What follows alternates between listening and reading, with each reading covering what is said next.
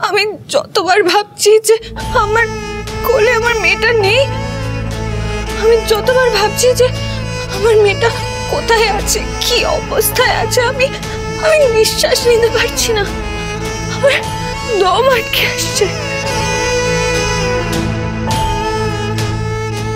আমার হাত পা ঠান্ডা হয়ে যাচ্ছে। শঙ্কর, আমি কি করব কিছু বুঝতে পারছি না। আমি তো এখন আগের মতো ঐশানী ঘোষ শুধু নই, আমি তো একজন মা। বলো, আমি তো একজন মা। আমি কি করব আমি কিছু ভাবতে পারছি না শঙ্কর, আমি কিছু ভাবতে পারছি না, আমার মাথা কাজ করছে না। ঐশানী, আমি জানি তুমি একজন মা, কিন্তু তুমি তো একজন আন্ডারকভার এজেন্টও ছিলে। এর থেকে অনেক কঠিন বিপদের মুখে তুমি পড়েছ। না শঙ্কর, এর থেকে বড় বিপদের মুখোমুখি আমি কোনোদিন হইনি। এর আগে যা বিপদ এসেছে আমার জীবনে, সব আমার বিপদ, আমার প্রাণের ঝুঁকি।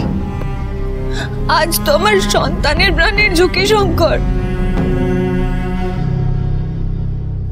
আর একজন মায়ের কাছে তার নিজের প্রাণের চেয়েও তার সন্তানের প্রাণ অনেক বেশি মূল্যবান।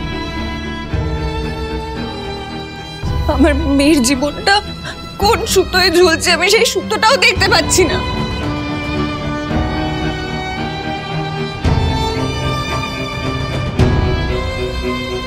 এখানে বসে বিলাপ করার সময় এটা নয়।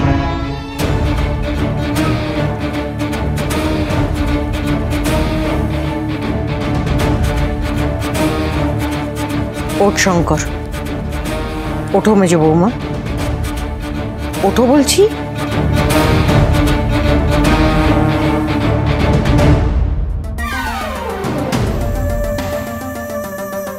তুমি সেই মা যাকে দেখে আরো হাজারটা মা সাহস সঞ্চয় করে, শিক্ষা পায়।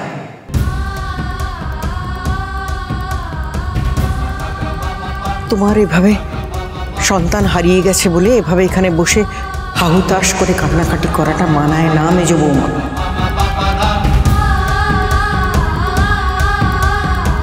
যাও, যেখান থেকে পারো আমার নাতনিকে ফিরিয়ে নিয়ে এসো।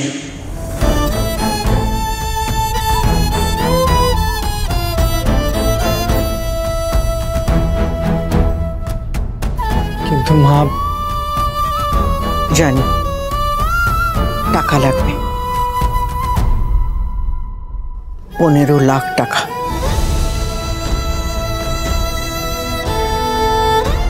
শঙ্কর, এখানে আয়,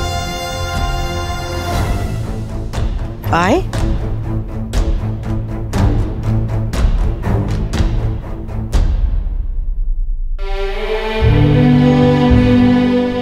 এটা ধর।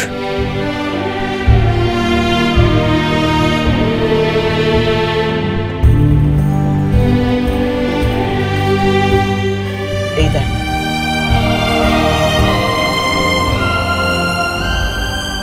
এই আমার সব গয়না।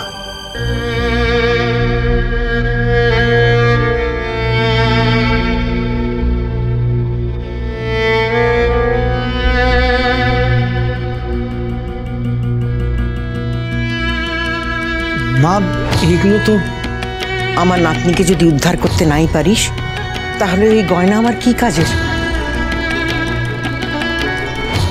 যা, যেখান থেকে পারিস আমার নাতনিকে ফিরিয়ে নিয়ে আয়।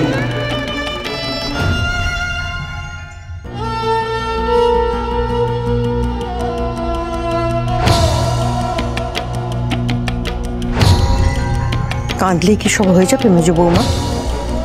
তুমি তো আমাদের ভরসা জুগিয়েছ,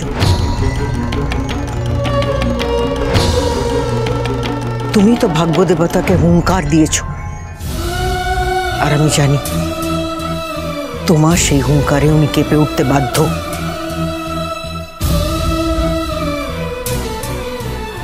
ওনাকে বুঝিয়ে দাও যে ভাগ্য শুধু কপালে লেখা থাকে না, এই দুটো হাতেও থাকে।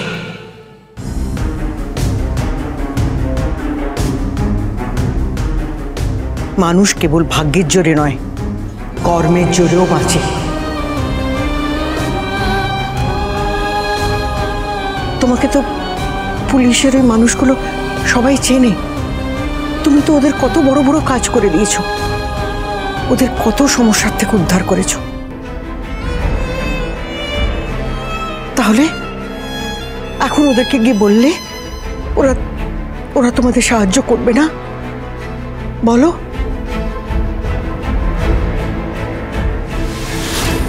তাহলে নিজেদের বিপদের সময় এখানে বসে কেন হাহুতাশ করছো, কেন কাঁদছো? যাও, যেভাবে পারো নিজের সবটুকু শক্তি উজাড় করে আমার নাতনিকে ফিরিয়ে নিয়ে এসো।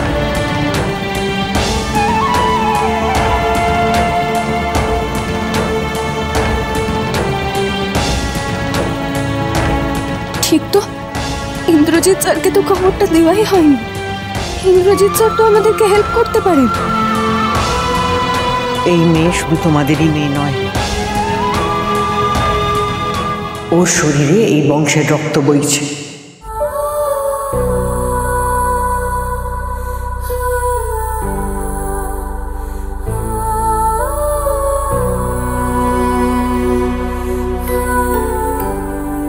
না, পুত্র সন্তান ছাড়া আমি কারুকে বরণ করব না, সন্তানের মুখও দেখব না। আমার রক্ত বইছে ওর শরীরে।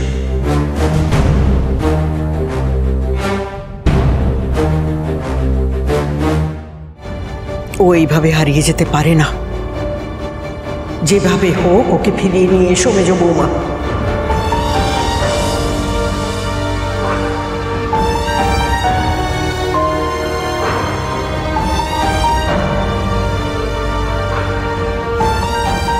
আমি আমার মেয়েকে ফিরিয়ে নিয়ে আসবই।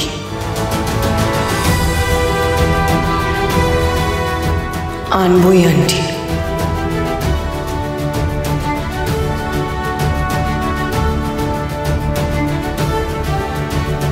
মেজো বউ, তুমি কেন এত কষ্ট পাচ্ছ? বনুকে কেন খুঁজছো?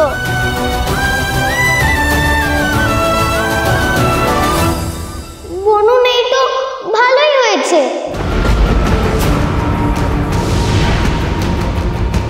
বনুকে না পাওয়া গেলে তুমি আমাকে আবার আগের মতো বেশি ভালোবাসবে। বনুকে না পাওয়া গেলে আবার আমি সবসময় তোমার কাছে থাকতে পারবো।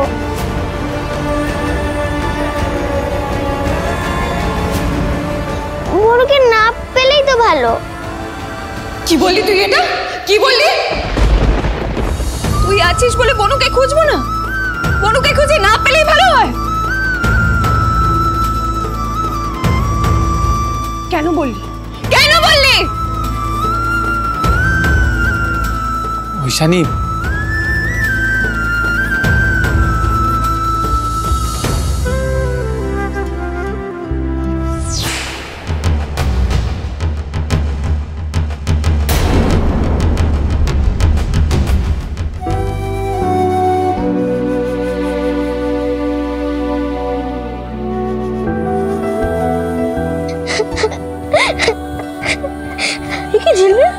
তুই কাঁদছিস কেন? তোর কি হয়েছে?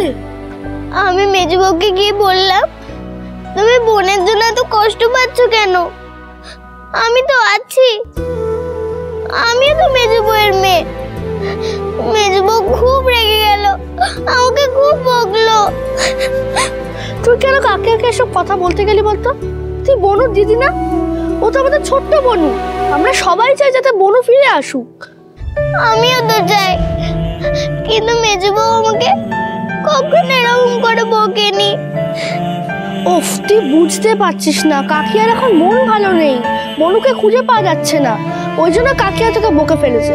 নাহলে কাকিয়া তোকে বকে বল দেখি। চল আমরা লুডো খেলবো, ঠিক আছে? চল।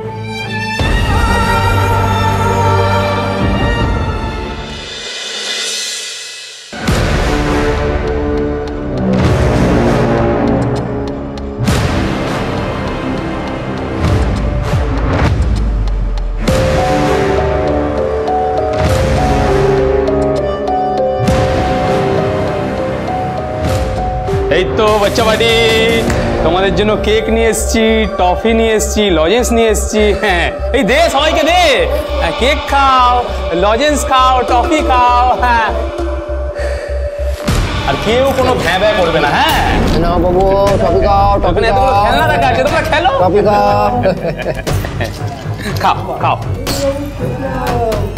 আরে ওকে দে, ওকে দে। হ্যাঁ কাকু আমরা বাড়ি কবে যাব? বাড়ি যাবে তো, আমি নিজে তোমাদের বাড়ি দিয়ে আসবো। এজন্যে আর তোদের বাড়ি দেখা হবে না।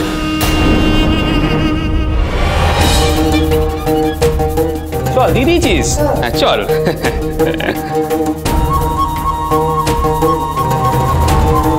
এতক্ষণে তো বাচ্চাগুলো চালান করে দেবার কথা, অভিনন্দন কিছু তো জানাচ্ছে না।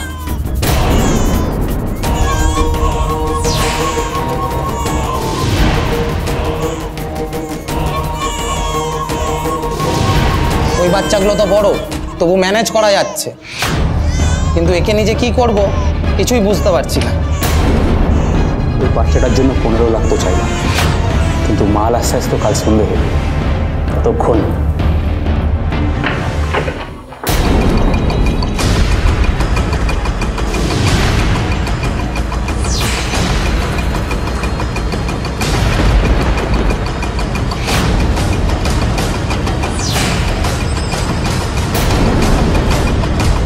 আমরা বাচ্চাটাকে নিয়ে হেভি টেনশনে পড়ে গেছি, কিন্তু আপনি চলে এলেন, ব্যাস আমাদের আর টেনশন নেই।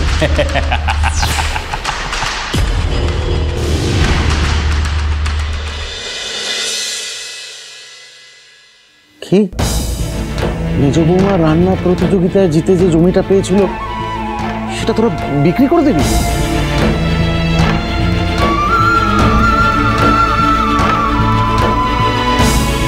জমিটা নিয়ে তোদের কত স্বপ্ন ছিল,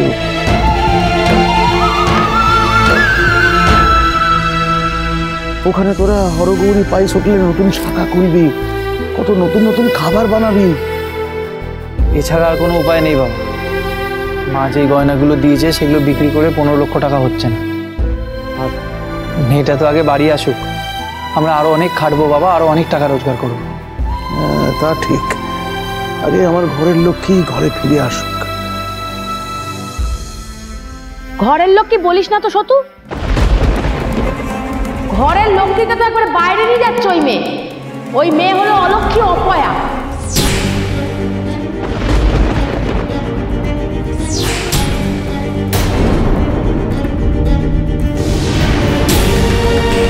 মা কি শুরু করেছেন কি? যা ইচ্ছা তাই বলে যাচ্ছেন। এরপর না আর আমি মাথা ঠান্ডা রাখতে পারবো না। মেজ বৌদি যেন মায়ের একেবারে চক্ষু শুনে আছে। এসব কি বলছেন পিসিমা? আমার মেয়ের চেয়ে আপনার কাছে জমি টাকা এসব বড় হলো? তাছাড়া ওই তো এবারের লক্ষ্মী দিদি।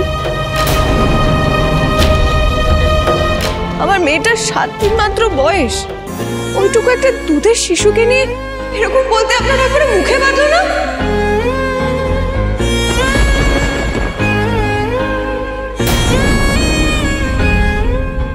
পিসিমা, আমার মেয়ে অলক্ষ্মী এই কথাটা আমি দ্বিতীয়বার আর শুনতে চাই না, আর একবারও শুনতে চাই না।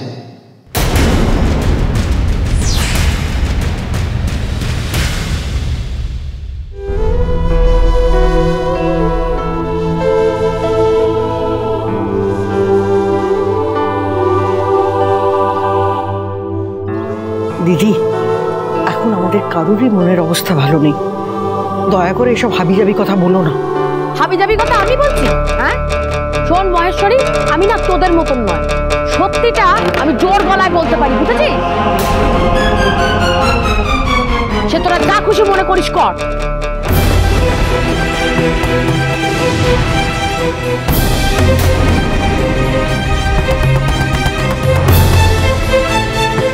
ওইখানে আমি যাচ্ছি জমিটা বিক্রি করার ব্যবস্থা করতে।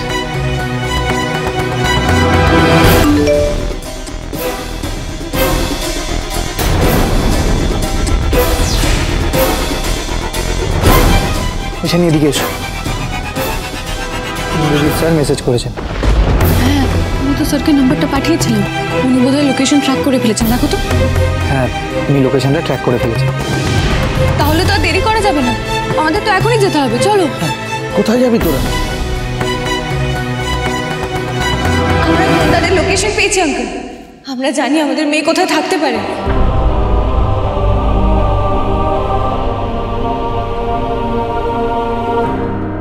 না না মেজো বৌমা, তোমার যাওয়ার দরকার নেই। এসব তুমি কি বলছো আঙ্কেল? আমার মেয়ের কাছে আমি যাব না। দেখো, যে গুন্ডারা আমার দিদিভাইকে তুলে নিয়ে গেছে তারা কি সাধারণ গুন্ডা বলো? কেন তোমরা ওদের কথা অমান্য করবে? কি দরকার বলতো বিপদ বাড়ানোর? তার চেয়ে তুই যা শঙ্কর, ওই জমিটা বিক্রি করে টাকার জোগাড় কর। আর তাছাড়া ওরা যে সময় যেতে বলেছে সেই সময়ই যা। না আঙ্কেল, এত ভয় পেলে চলবে না, গুন্ডারা কিছু করতে পারবে না। না, কিছু করতে পারবে না। সবখানে এই শয়তানি পড়া করে একবার বিপদগুলোকে ডেকে ডেকে নিয়ে আসবে।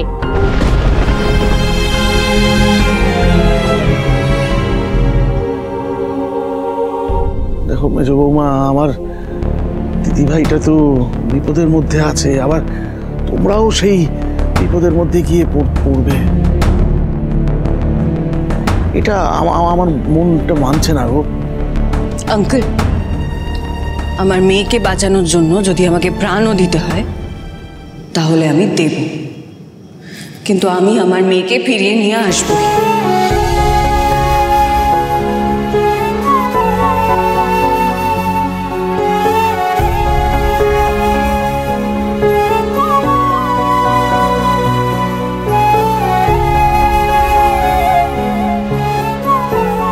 এটা তোমার মেজ বৌমার নয়, একজন মায়ের প্রতিজ্ঞা। নন্দিনী নন্দিত মেদিনী বিশ্ব বিনোদিনী নন্দনুতে গিরিবর বিন্ধ্য শিরোধিনী বাসিনী বিষ্ণু বিলাসিনী জিষ্ণুনুতে ভগবতি হেশিতি কণ্ঠ কুটুম্বিনী ভূরি কুটুম্বিনী ভূরি কৃতে জয় জয় হে মহিষাসুরমর্দিনী। মেজ বৌমাকে বাধা দিও না, ওকে যেতে দাও। ও যাক, আমার ওর উপর এইটুকু বিশ্বাস আছে, ও ঠিক মেয়েটাকে ফিরিয়ে আনবে। দেখো, ঠিক ফিরিয়ে আনবে।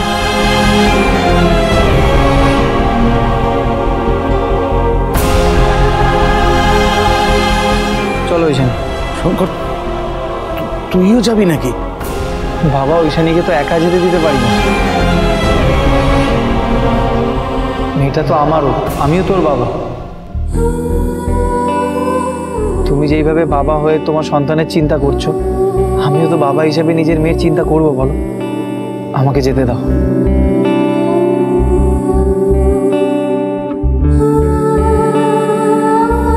মেজদা, তোদের সঙ্গে আমিও যাব। এই বিপদের দিনে তোদের আমি একা ছাড়বো না। মেজদা, আমিও যাবো। না রে, সবাই একসাথে এভাবে বাড়ি থেকে চলে গেলে হবে না। তাছাড়া পাইস হোটেলের দিকটাও তো আছে, ওটাও তো সামলাতে হবে। দিবাকর, তুই আর ভাস্কর মিলে বাড়িটা আর পাইস হোটেলটা সামলা। বাড়ির সবাইকে দেখে রাখিস। চলো এসে মা, আসলাম।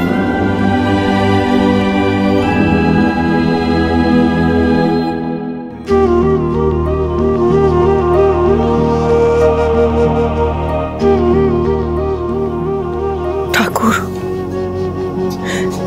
একটা মায়ের কোল খালি হওয়ার যন্ত্রণা কি সেটা আমি খুব ভালো করে বুঝি। তুমি দেখো ঠাকুর, আমার স্মার্ট মেয়েকে যেন এই যন্ত্রণা ভোগ না করতে হয়, ও যেন নিজের মেয়েকে ফিরে পায়। তুমি কথা দাও ঠাকুর, আমার স্মার্ট মেয়ের কোলে তুমি ওর মেয়েকে ফিরিয়ে দেবে। আমার এই বাড়ির উঠোন যেন কান্নার হাহাকারে না ভরে যায়, বরং আমার এই বাড়ি যেন আমার নাতির হাসিতে ভরে ওঠে। ঠাকুর, তুমি দেখো, আমার স্মার্ট মেয়ে যেন মেয়েকে নিয়ে ফিরে আসে।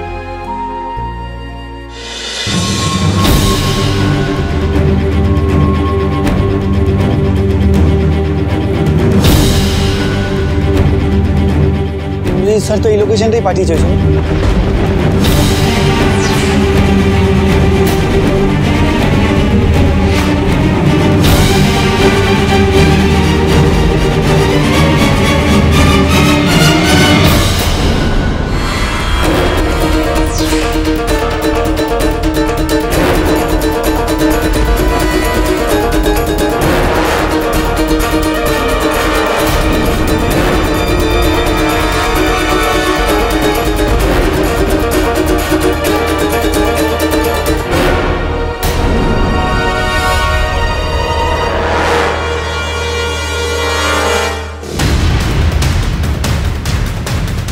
শঙ্কর, এই বাড়ির মধ্যে আমার মেয়েকে কোথায় রেখেছে কি করে বুঝবো?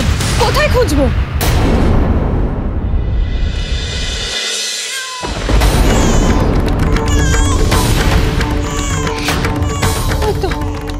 ওই তো আমার মেয়ের কান্নার আওয়াজ ওপরের দিক থেকে আসছে। হাতে চলো ওইখানে।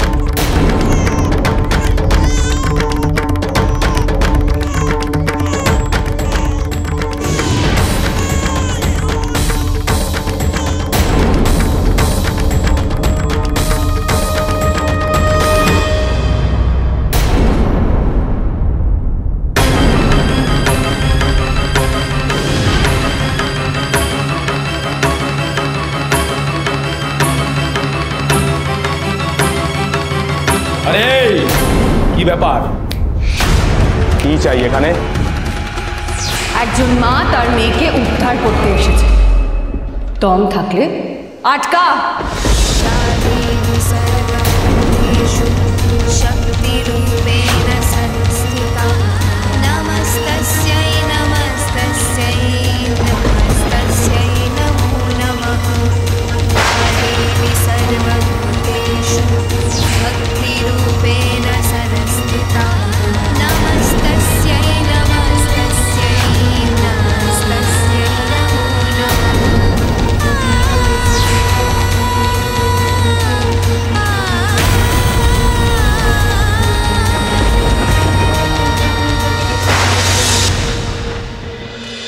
হরগৌরী স্পাইস হোটেল, সোম থেকে রবি প্রতিদিন রাত 10টায় স্টার জলসায়।